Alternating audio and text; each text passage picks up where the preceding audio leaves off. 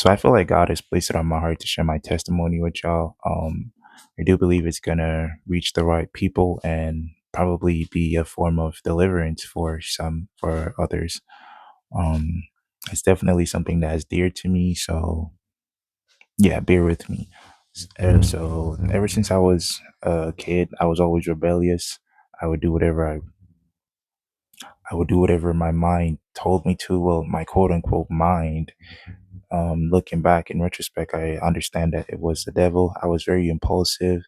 Um, they would tell me not to do certain things, and I would just find a way to do it anyways. And I got a lot of whooping because of that. um, yeah, it was not fun at the time, but looking back, it was just, bro, what were you doing? So I was rebellious, but I was also the top athlete in my country, and for my age, of course. Um, and yeah, rebellious athlete. Um, but I was shy in school, so I didn't. My rebelliousness was more so at home in the beginning, and then that led into school. Like I think it was the year before my last year in elementary. The year before my last year in elementary, that's when I started to be more open and more extroverted with my rebelliousness. So at school, I wouldn't do work, I wouldn't do any homework, I wouldn't do anything. And I also experienced an injury. It wasn't necessarily an injury, but it was something that caused me not to be able to perform as an athlete as I usually did. I experienced a growth spurt. I was always taller than everyone, but that really made my height skyrocket. Um, and it made me depressed going from number one to probably number three,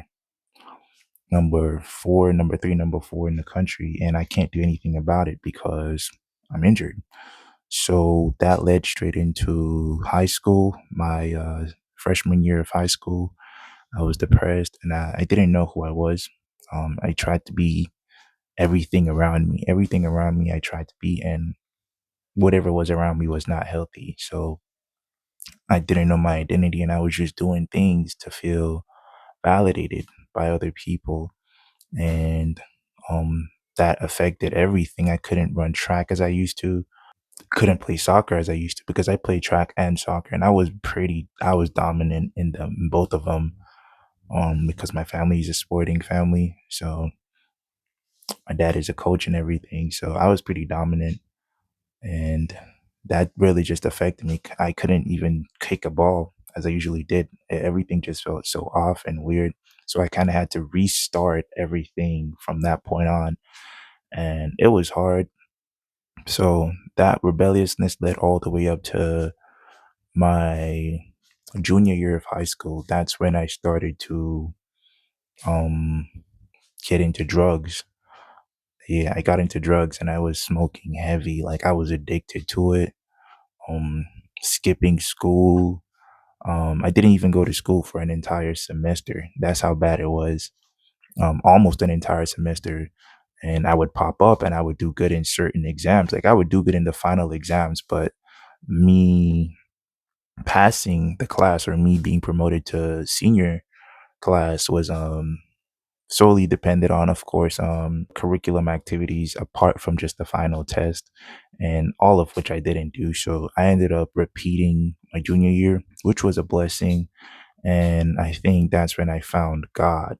So that's when it all really started. That's when I came. It was 2017. Um, my family had just left for the US. The people that I grew up with, my cousins and everything, they just left for the US. Um, so I basically had no one. It was just me, myself, and my father mainly. I had sisters and siblings and so on, but they were not in the house. So it was just me and my dad. And yeah, so the first time I got attacked by, I was betrayed by the people in my village. Um, yeah, it was bad. So it was basically a setup, and they gave me laced weed. And yeah, the first time it happened, I came to my dad and I was like, Dad, I really don't feel good. I don't think that was the first time. I think that was the second time. So the first time it happened, I was just I came to my dad and I told him that I don't feel good. And he was like, "You don't feel good?" I was like, "Yeah, I smoked and it didn't feel, it was different. Like something's different, something's off." And I told him I want to go to the hospital. And he's like, "Yeah, yeah, yeah, sure, let's go to the hospital." La la la. And then so while we're getting ready to go there, we just, as soon as we leave the house and everything, he's like, "You sure you want to go to the hospital?" I'm like, "Yeah, I am. But why would I not want to go? I just came to you." And he was like, "We could just stay at home and la la la, la. It's gonna be fine." I'm like, "Why?" And he was just acting very suspicious, and I started to suspect that he's in on this. And it was, part of it was paranoia, but a whole chunk of it was just me being super conscious and cautious of everything that was happening around me. And the way he was acting was just very suspicious. I was like, "There's no way my dad is in on this, right?" And so he took me to the hospital. I go there, the nurses, they did their thing, and everything was just so weird. It's like they were expecting me, kind of thing.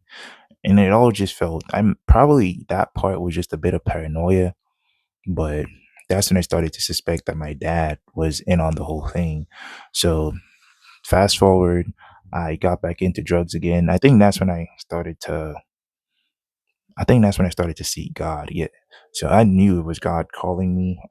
But that was the first time. So I knew it was God calling me, but I was still stubborn, still being stubborn, still being foolish.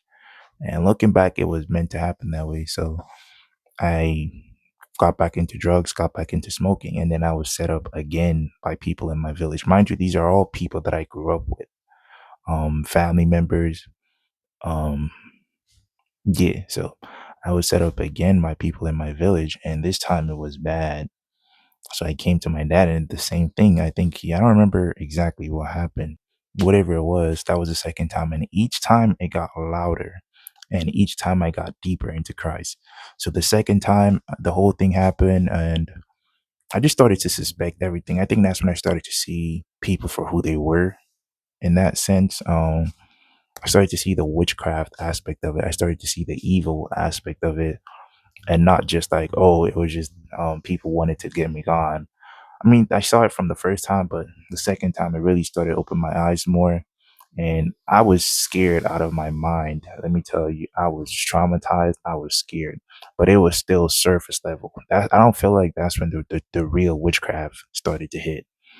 So I started reading a bunch of Psalms, and I was reading Psalms all day because I was scared. I had this Bible, and that's all I knew. Just read, read, read the Bible because I needed some form of comfort. So I think I read the entire book of Psalms. Um, and then the third time, I got back into it anyways. I got back into smoking. I think I went to a friend's house, and I met this friend in high school, in my freshman year of high school. We've been friends ever since, up until that point. And I went to his house, and his dad was basically trying to brainwash me to believe in a bunch of nonsense. To be honest, his dad was like, Yo, forget all that Jesus thing. F all that Jesus thing. You just have to say this, and this, and this, and you're gonna enter the spiritual realm. and I'm like,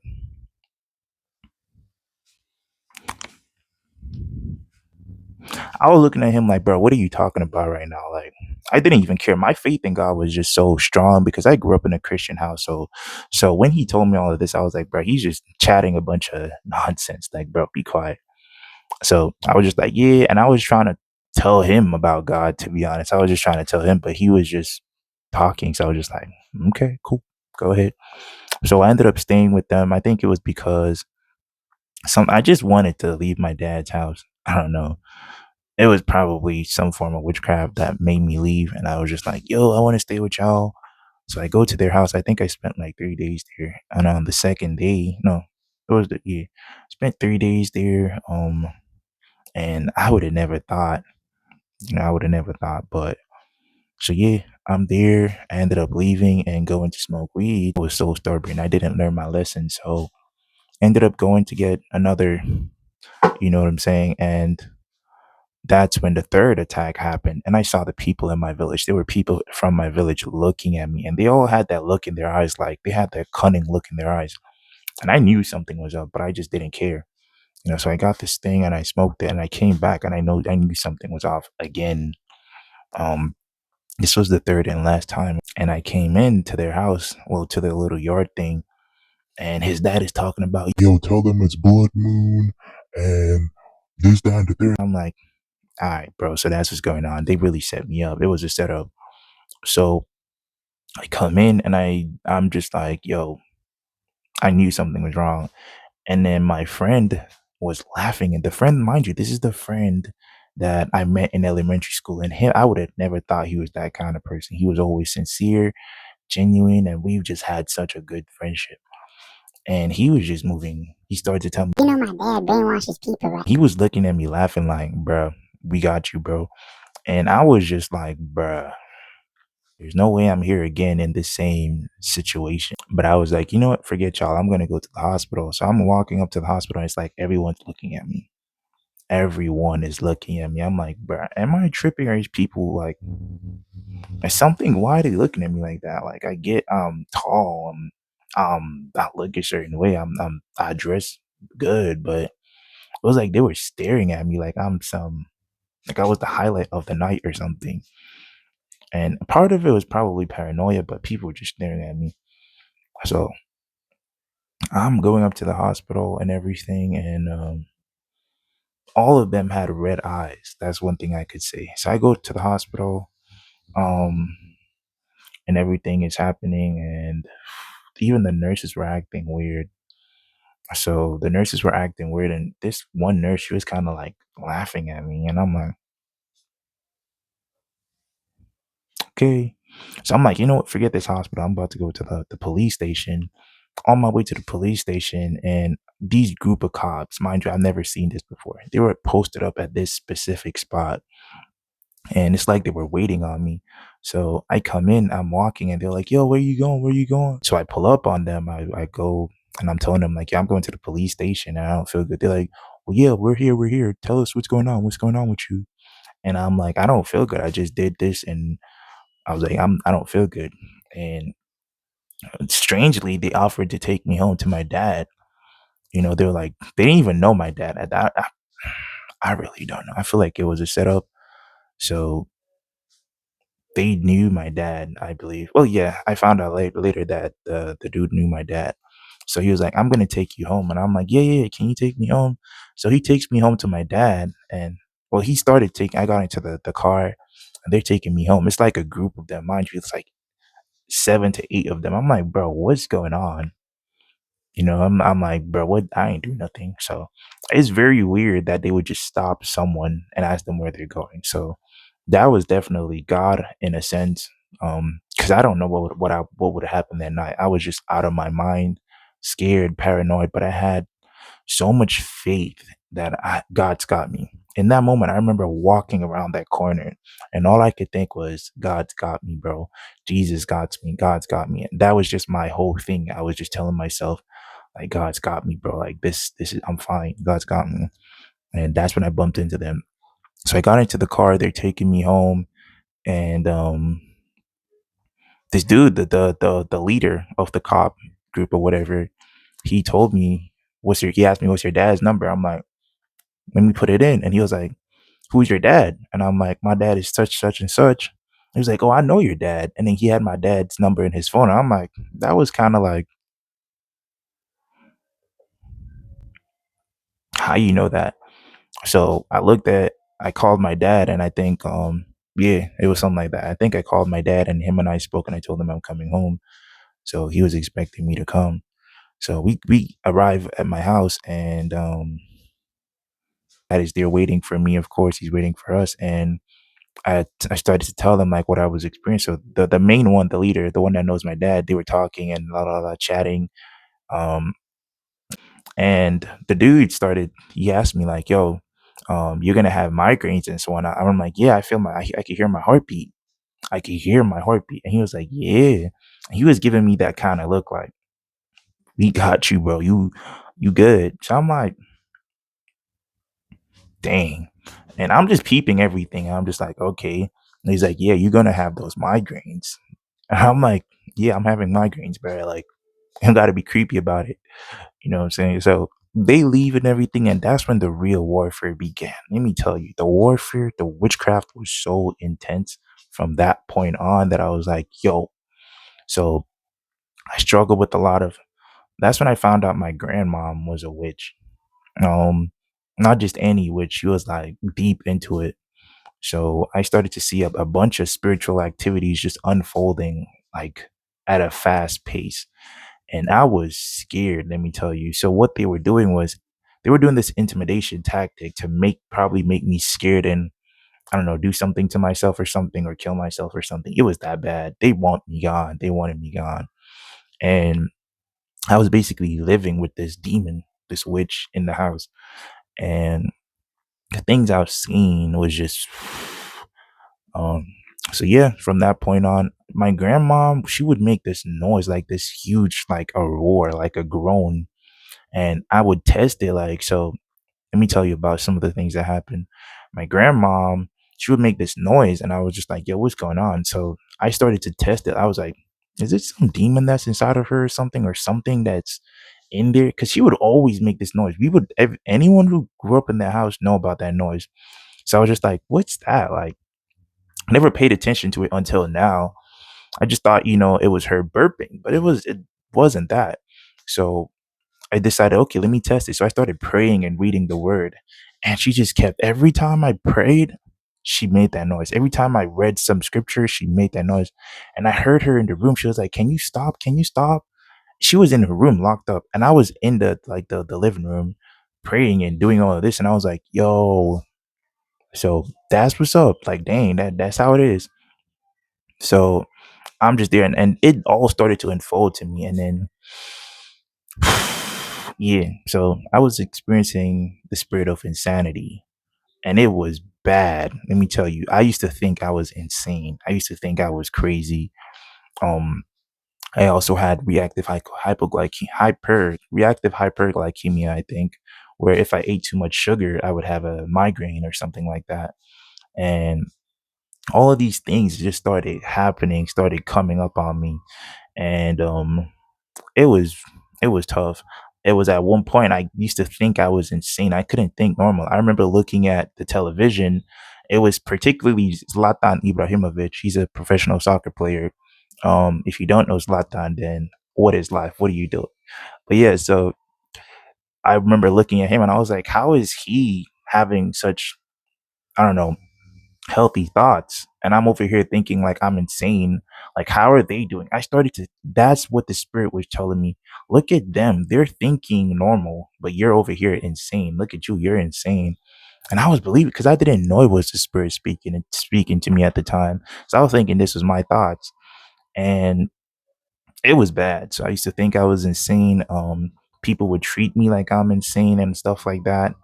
And so I had this migraine. It was a constant migraine. My eyes were bloodshot red because the migraine was just so bad.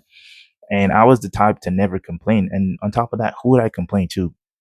You know, yeah, they would just tell me like, yeah, you're crazy, you're insane. Because there was this rumor that went out that I'm insane.